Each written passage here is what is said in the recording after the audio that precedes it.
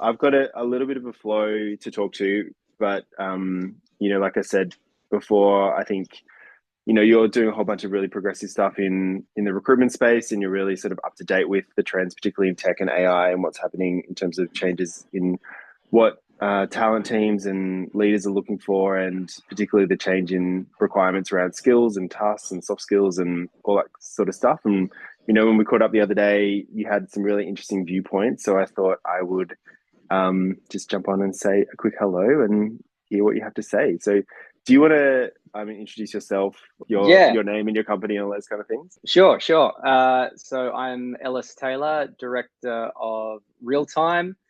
We specialize in all things software, product, data, go to market, and typically work with the kind of top 5% of employers and employees. What does that mean? Top 5%. Yeah, it's a good question. It is a little bit subjective, but really just like the top 5% of companies where candidates want to work at, Right. who and they are constantly updating that and telling us who and why. And then the top 5% of candidates in terms of who those companies hire. So it's typically a lot of like the next big names, Hmm. or those companies going through rapid scale. So a lot of our, I'd say about like probably about 50% of our client base are high growth startups and scale ups, and the other half are more of that larger enterprise, international big logos who we all Gotcha. know and sometimes love. Sometimes, yeah, it changes every day.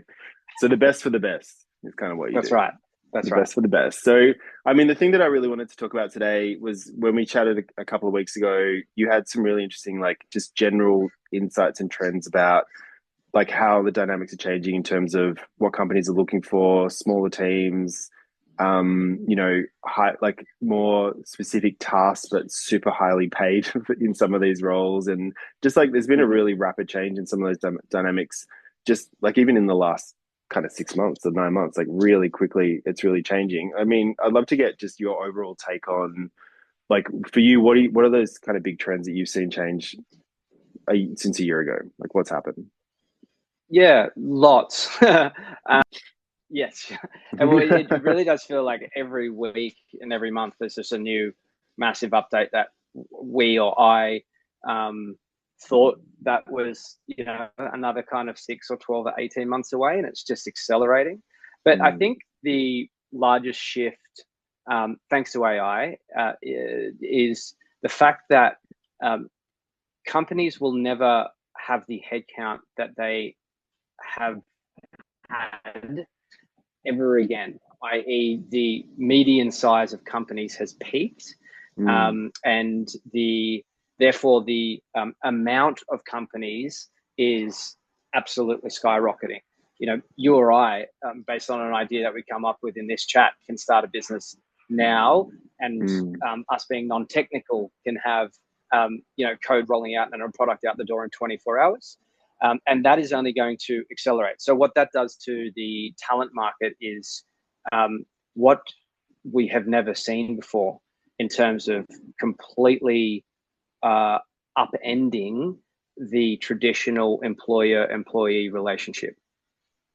Wow. That was a lot of big calls, like particularly saying that companies will never be as big as they have been in the past. That's a massive call, but kind of obviously it makes a lot of sense when you play out the trends in there. But what do you Mm. mean by that? The employee employer relationship will never be the same again. Well, I think that the essence of what a company needs, or who a company needs, is changing. The like leading companies who are looking at their company as like, or sorry, the competitive advantage to their company is like undoubtedly and completely now talent. If we can have Claude Code, build and ship code at a pace and at a level of quality that has never been seen before, then Mm, we're really now relying on the quality, not the quantity of talent in right. a company. So these companies are basically saying, well, we need a lot less people, but the talent bar and the average talent bar, however you're going to assess that, has and must dramatically rise if you're going to, see and act upon the fact that your talent bar is your competitive advantage. Yeah, right. So it's just basic economics then, isn't it? Sort of supply and demand changes, quality and scarcity increases, people pay more for less, but get a better outcome at the other end. And all of a sudden, humans are just, in a lot of ways, humans have always been commodities in workplaces, and they Yes. now, like, it's sort of just the acceleration of that in some ways. And so, like, peak talent who are playing in a niche and have a real skill, a real edge, will command crazy salaries because, the value goes up.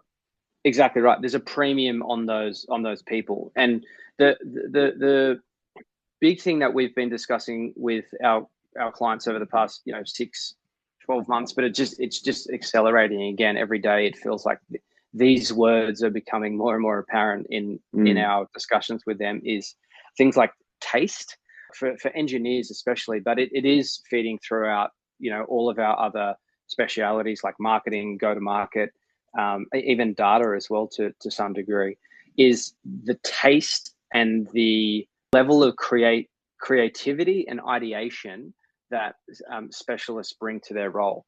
Because you are now dictating or orchestrating a team of agents around you, who are doing a better job in many of the factions that you were a specialist in less than 12 months ago. Yeah. Now there's a much greater emphasis on how these people or employees think, and how to use that as a competitive advantage for your company. I think just understanding how employers are now thinking of how to hire, that has really changed the way that we have put a value on things like a CV.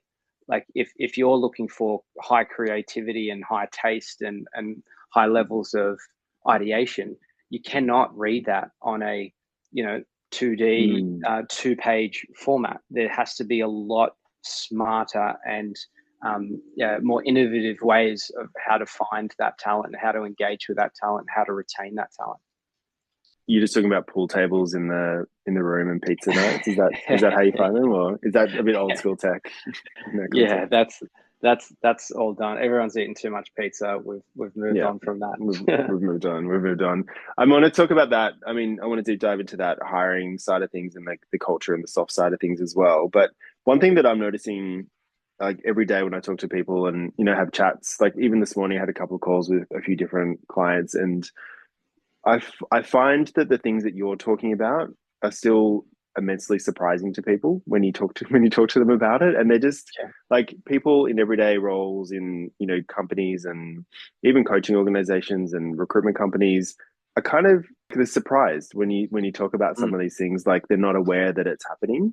And not that they should be aware, because everyone's just very busy and there's lots going on, and maybe we're pretty close to the AI tech side of things, so we're aware of it all the time. But do you find that, like, are you finding that there's just a lack of awareness, and maybe like in a really cruel way, like an obliviousness to actually how much shit is going down right now?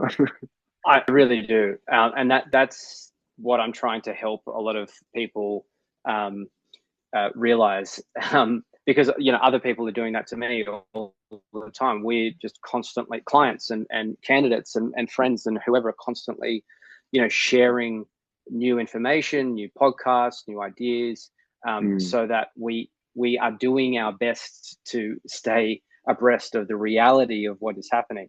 As I mentioned earlier before, like there's still like a very, I think at the same time, there's still a really high level of anxiety about, well, what's coming, and do I have any control over it? And my answer is absolutely, you do. Yes. Like even in this year, what are we? Nearly March. We've had 2 major pivots in our candidate and new client approach. And just this year, just this year, yeah. Wow. And days before each of those discussions, I was just like, is this the end of the world? Is anyone going Yeah. to need recruiters in, 5 years or 5 months? Yeah. I don't know. But until we actually like put our heads together, lean a lot on AI in the right parts, Mm, and re-strategize and try to get ahead and gain some of that control back. Now I'm feeling the most motivated I have in years. And I know the right. same with candidates that I'm talking to as well. There's a huge level of anxiety out there, but the candidates who are turning that into excitement, because they are learning and they are pushing themselves to uncover new agents, new technologies, new ideas. um, they've stopped worrying about the machine taking their job and have started figuring out how to direct the machine. That's Yeah. the difference, and that's the difference that I find in like what we're doing with AI in our company, and why that angst has turned into a lot of excitement in what we're doing. And I know that we will be um, in a really good spot until we have to pivot again, which could be next month. Tomorrow. um, Yeah. yeah, Yeah. it's a lot to deal with, but if we don't, we're doomed. Yeah, it's super interesting. It actually reminds me, like a lot of aptitude testing was developed during through military, like through in That's World right. War Yeah. One, World War Two, and one of the reasons why they developed aptitude testing was they realized that when that you sent soldiers off to war and they heard a loud bang, some ducked and some just stood there and went, "What the fuck's going on?" and looked around Right. them, and so and then they realized like there's an intelligence thing and there's a lot of backstory to aptitude testing, but that was one of them. And it's kind of almost like this situation right now. It's like, oh, some people just look around and go, what's going on? And others are like, well, this is happening. So I need to start dealing with this now and responding. And you can't, it's not a good time to be a deer in the headlights because I think, there's a lot of discussion about, previous technological evolutions and how they happen slowly and automation didn't change much and computers didn't change much and smartphones didn't change much, but this is different. This is fast and dramatic and everywhere all at once. And you can't lean on history, I think, as an indicator of how quickly things will change this time around. It feels like a very different story. And as you said, you pivoted twice this year, so that's unusual. I would say that's an unusual situation, right? Yeah. But how is this kind of permeating into like what recruiters are thinking about in terms of how they understand candidates, how they understand clients, how you sort of change your business model, and obviously not giving away any trade secrets, but just like what's going on in recruiter land right now that's sort of needing to evolve to respond to this. I think those who are actually doing something about changing their business model, and leaning more into AI and just technology abroad.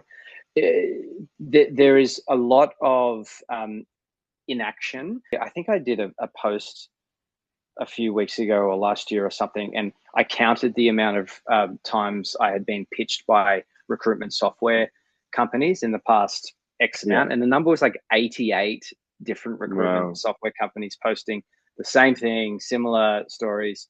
To a business owner, it's really hard to like, who's got the time to decipher which of those choices are the best, Mm. and I don't have time to test out three different softwares that are going to do this thing that they tell me. I can't speak for anyone else, but I just know that like our AI partners who are building agents for us and have gone above and beyond in terms of what we are now able to do, which is extremely cool. Mm. They applauded us for making decisions and having quite a short tech stack. And basically, we just went Gemini everything, Google everything, and we've Hmm. got a few other additions, but we just, whether Google is the best option, it doesn't really matter right now. It matters that we made a decision and we've acted upon that. I think for like, I really feel for those in that position of not knowing where to go. But my only advice would just be start somewhere and start leaning in. Yeah. Yeah, that makes a lot of sense. And I mean, you got to say, like, those 88 people who are pitching you recruitment software improvements, like, you can just get a consultant and build your own in a couple of hours and it'll be tailor made to your own business anyway. So I don't know. I That's what mean, we and did. and you feel, and it surprises me like each one of those emails that comes through from people pitching your stuff is better and better, and there are hundreds every day. And it's like, hey, I saw that you're doing this, blah blah blah, and it's so good. The content is so good. I'm still It not going to is. buy it though because I know that was written by a machine and I don't need it. So, That's but right. thank you. But I applaud your efforts in getting better at what you're doing. Um, Yes. so, I mean, obviously at Tally, we're super focused on the soft side of things, so understanding personality and emotional intelligence and risk, and working out how to weave that into the employee experience and try to move away from a one size fits all and like seeing humans. Are you seeing, like you mentioned before, like soft skills and sort of how people think, how they innovate? Is that kind of data the stuff that's becoming more important, or is it around work? Are you doing is it trials? Is it different ways of doing interviews? Like when the CV doesn't give you any insight anymore, how do you respond to what, like getting good candidates? Yeah, two things. One, the first would be that more innovative companies that we work with, the ones who hire best, and that doesn't just mean the biggest candidates, the most expensive candidates. Mm, It's more so about how they tap into how they decipher the behavior of the candidate. So at the first level, that's with us at real time, sitting down with them for sometimes the 2 hour, 2.5 hour session with our clients to right. deeply understand the personality, the behaviors, and the culture of the person that they need. Mm, Because as every recruiter would know, the question that is always responded with a blank face and an inability to articulate how can you describe your company's culture, or mm, what type of personality is going to thrive in this role and why. The clients who haven't given that a lot of thought really quickly fall back to can you clone this person in the team, or we spent a lot of time on the job description, let's just go back there and dig into that again. mm, Or not having the introspection to really understand what type of person is going to succeed in this role in this company. mm, Um, and those who do have a huge advantage, because a couple of clients who we're working with, like two in particular, really young team, like just exceptionally smart and driven and great young leaders of companies. mm, They're just going away with, they're just not interested in looking at CVs. They're, after our consultation and deep dive into personality and behavior, they're interested in our interaction with those candidates and right. asking, a lot of the questions that we're asking are not to do with, where you have worked. It's Mm, what do you do on the side? What are your passions? Tell me about what you've built in the last, few months and show me. And mm, that is now translatable, because we know exactly what the company has made objective in terms of green flags, behaviors and skills, versus objective in terms of a tech stack that they're looking for. yeah. Yeah, that's a really interesting approach. I'm not surprised that it's hard for people to articulate it. I mean, obviously Of job course. descriptions and position descriptions have been terrible for a long time and not very Yeah. like they're called a job description, but they're not super descriptive of the job. That's true. Which is kind of ironic. But I mean, when we run some of our training sessions, one of the things that we did get people to do is to just write down 5 words to describe their own personality. And Cool. people have trouble just doing that. Like Yeah. the amount of time in workplaces that we give to what do you do and how do you do it versus why do you do it and who you are is just, Mm, 99 to 1. And mm, people just don't even think about it. And even when they're applying for jobs and you ask them questions like, why would this job suit your personality? You're like, I don't know. I didn't think about it. I'm just an accountant and it's an accounting job. It's like, huh? I yes. don't know. I don't understand. Like, we're not, it's a whole new way of thinking. We're not trained. We've been trained to do a job for a long time. And even though people have been talking about culture, workplace experiences, all of these things for a really long time, we're still very much generally focused on the role and the task Hugely. and the skills. Yeah, and it's just Yeah, it's a real mindset shift. and that goes straight into my what I was going to say earlier when you asked about interviews. Yet the way to, like, the traditional ways of interviewing also are just so hamstrung on actually unraveling the connection between the company and the person. So like right now, the majority of our companies are doing the majority of our like startup scale up companies are doing work trials where we've had one candidate who I placed at the end of last year. Like I've been speaking to him for months. He is such an exceptional talent, and I found a company that fall in would fall in love with him, and he would fall in love with them. Yeah. And then we got to the point of saying, okay, great, they want you to come in for a 3-day work trial, and he said, absolutely not. I'm busy. I've got my own work. I've got this. That seems kind of ridiculous.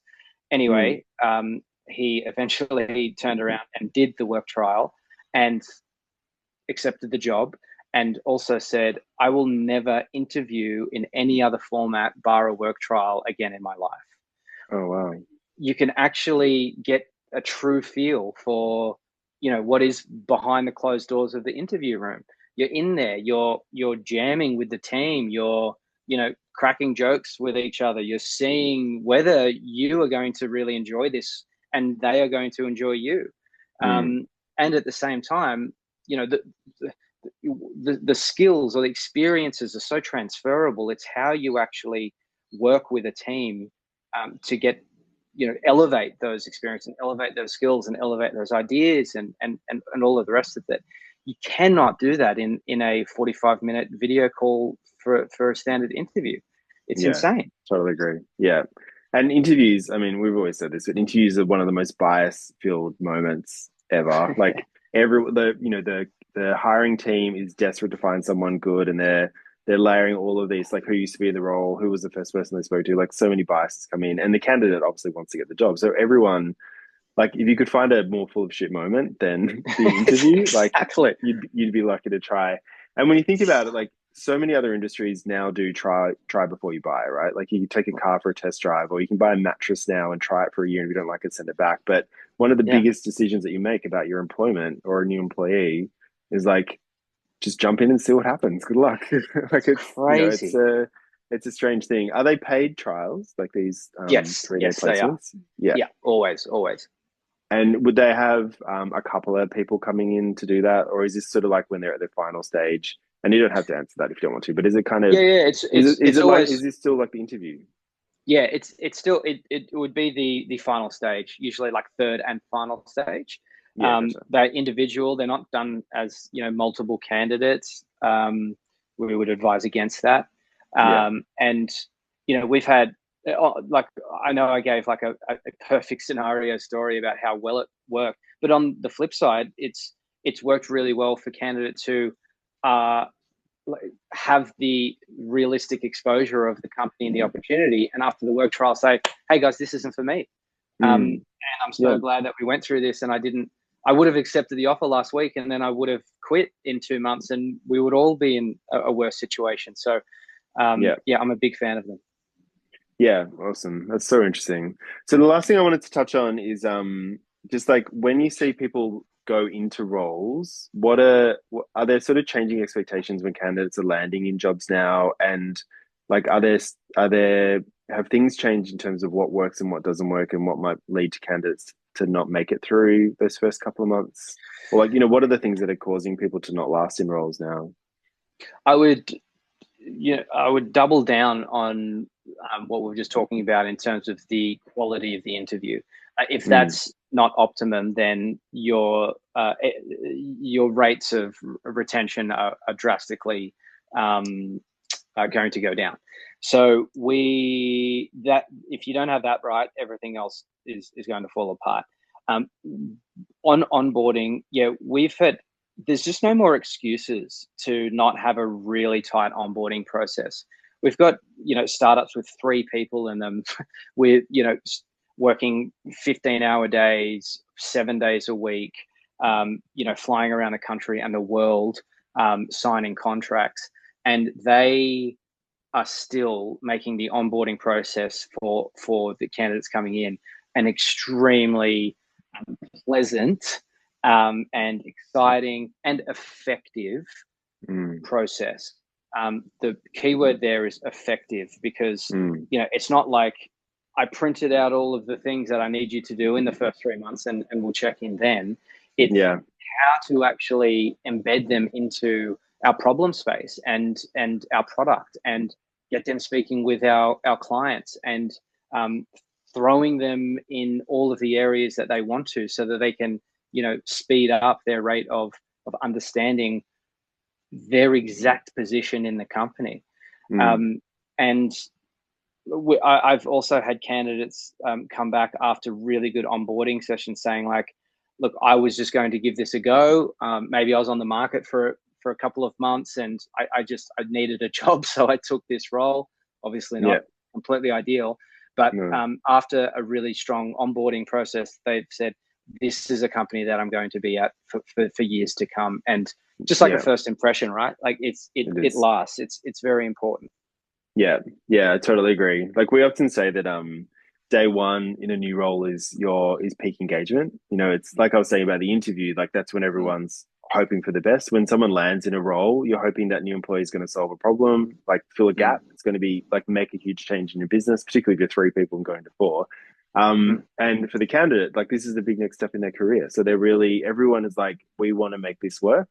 And if day one isn't at least a little bit personal, at least a little bit suited to who you are as a human, that peak engagement just drops a little bit. And it's kind of hard to get it back up again. Like, you've got this big opportunity to just see who they are, bring them in, like find a way to make them part of your tribe really soon.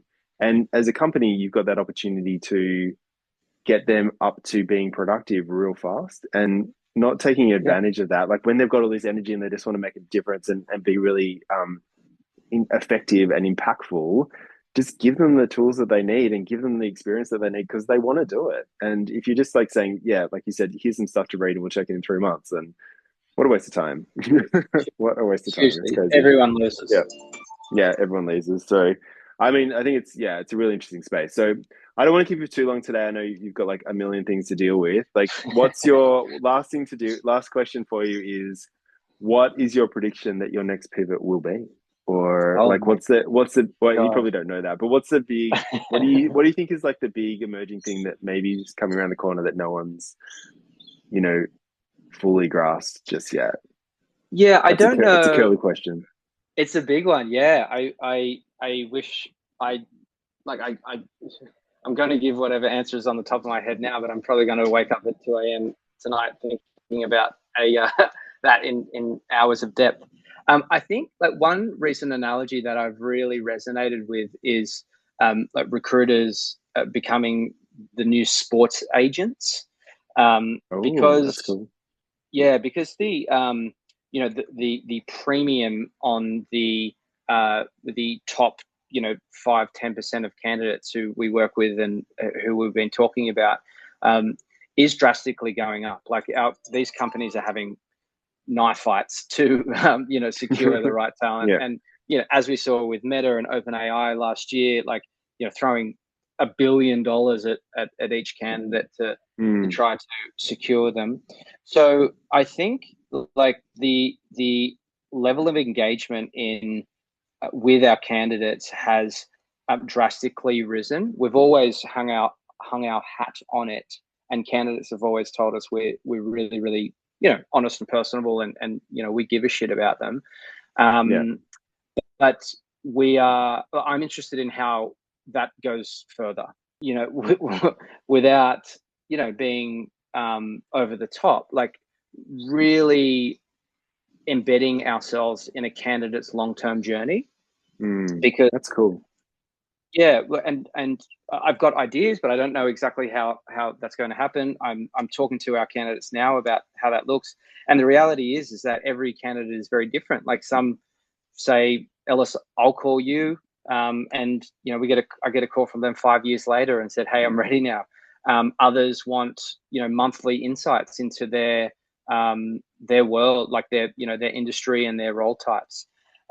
So I'm trying to think of how to authentically personalize that relationship so that when we can help them on their career journey and be Mm. proactive in that versus being reactive. Wow, that's super interesting. I haven't heard that before. I love it. You're like the Jerry Maguire of recruitment now. This is what's happening. Yes. Look, man, it's been awesome to chat today. I really appreciate you taking the time. I know you've got a busy day, so it's been really cool. I'm glad we got to get together and capture some of those insights because, yeah, it's really fascinating to hear. And, I think we're all trying to work out how we can reimagine better candidate and recruiter experiences going forward in this kind of new crazy AI world that we live in. So, yeah, I really appreciate your time. My absolute pleasure, Peter. Love what you guys are doing. Appreciate it. Thanks so much. Talk soon.